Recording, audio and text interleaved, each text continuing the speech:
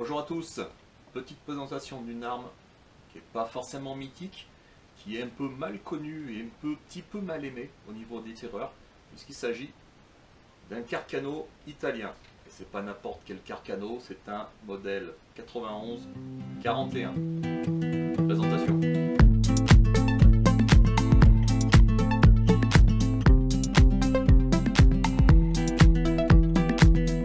Alors, disons que pour faire simple, pourquoi 91-41?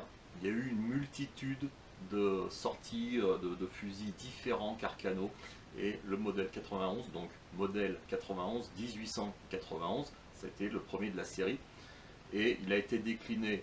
Alors ça a été vraiment multiple parce qu'il y a eu des longueurs différentes. Voilà, je vais vous montrer un petit tableau à quoi ça ressemblait. Le modèle en haut c'est le 91, celui du milieu c'est le mien, le 41, et celui d'en bas ça doit être le 38. Il y a eu des longueurs de canon différentes, voilà, ça a été appelé mousqueton, ça a été appelé fusil court, ça a été appelé voilà, de tout. Il y a de tout chez Carcano. Et il y a eu des variantes énormes, que ce soit au niveau finition, au niveau hausse, au niveau voilà, forme, enfin voilà, ça a été vraiment la totale. Et on peut s'y tromper avec les numérotations, surtout les dénominations, hein, 91-24, 91-38, 35, 41, voilà, c'est un peu compliqué. Et bien sûr, sans oublier le calibre qui a changé pendant un moment, hein, pendant la guerre, la Seconde Guerre mondiale, hein, j'entends. Le calibre initial c'était 6,5 par 52 Carcano, c'est passé à 7,35 Carcano également. Ça a été vite déclassé, ça a été vite supprimé, enfin voilà, ils ont changé, ils sont revenus au calibre d'origine juste pendant la guerre. Certainement une question de production qui était beaucoup plus facile, voilà, tout simplement. Voilà, donc ce fusil là, c'est un modèle 41, il est de 1942 et il est chambré en 6,5 par 52, le calibre vraiment d'origine pour les fusils italiens. Alors ce fusil italien, il a quand même une petite particularité. Voilà, genre déjà c'est le dernier modèle de la série, je trouve que c'est celui qui est vraiment le plus abouti.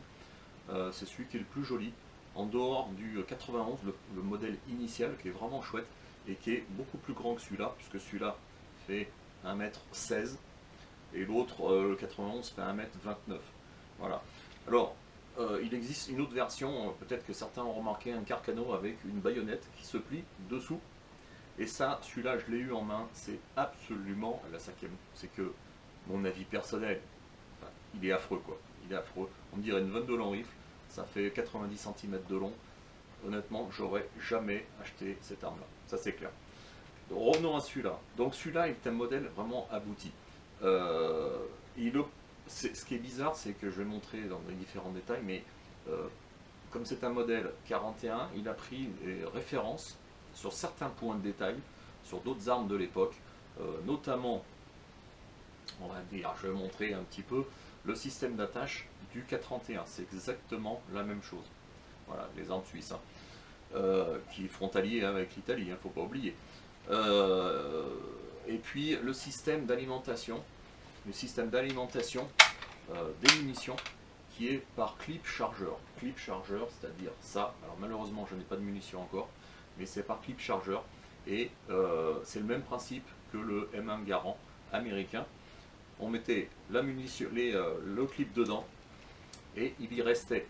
Et à chaque fois qu'on actionnait, la munition montait et à la dernière munition, le clip, alors il ne va pas descendre malheureusement, mais il descendait et il tombait, enfin bref, il tombait par le dessous. Voilà, au lieu que ce soit le Garand par le dessus, celui-là il tombait à la dernière cartouche, tout simplement dessous.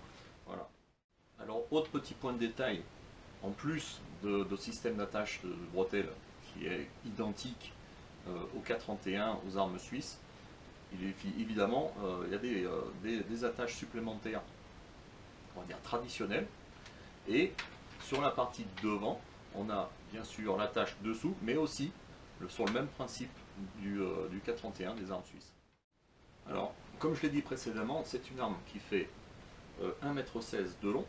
La partie bois, il y a deux parties, c'est-à-dire la partie crosse complète et un garde-main supérieur qui ne couvre que la moitié du canon. Au niveau de la hausse, de la hausse, elle est un petit peu spéciale, cette hausse, puisqu'elle est, on va dire, en deux parties. Elle est à cadran, hein, tout simplement. Donc on a une hausse, je le montrerai en gros plan, on a une hausse qui est normalement destinée entre 100 et 300 mètres, hausse fixe, c'est-à-dire hausse de combat, tout simplement, et une hausse, une autre hausse qu'on peut basculer, tout simplement. Voilà, et elle est à cadran, et elle est réglée, elle peut se régler entre 300 et 1000 mètres. Alors j'ai oublié de parler du poids. Le poids de cette arme, 3,4 kg, sans les munitions. Alors évidemment les munitions c'est pas non plus la fortune, hein. C'est pas très très lourd puisque c'est alimenté que par clip chargeur de 6 cartouches. Côté culasse, levier droit, pour ce modèle là, il existe d'autres modèles voilà, qui sont coudés. Et pour l'enlever tout simplement on appuie sur la détente, on arme. Alors petit point de détail qui était pas mal, qui est intéressant, lorsqu'on ouvre la culasse, ça arme automatiquement le percuteur. Voilà, contrairement à d'autres armes où il faut voilà, rappuyer, avancer, fermer la culasse, là on arme le percuteur. Non, dès qu'on ouvre, le percuteur est armé. Voilà, donc pour l'enlever, tout simplement, on appuie sur la détente et ça sort tout seul. On retrouve exactement la même chose sur des modèles récents d'armes. Voilà, tout ce qui est, voilà, c'est tout à fait simple. Alors, en conclusion sur cette arme, sur cet achat, moi je pense que c'est un bon achat, puisque ce sont des armes qui sont relativement peu chères. Il est évident que avec les années, les tarifs vont augmenter, avec la rareté. C'est un modèle abouti.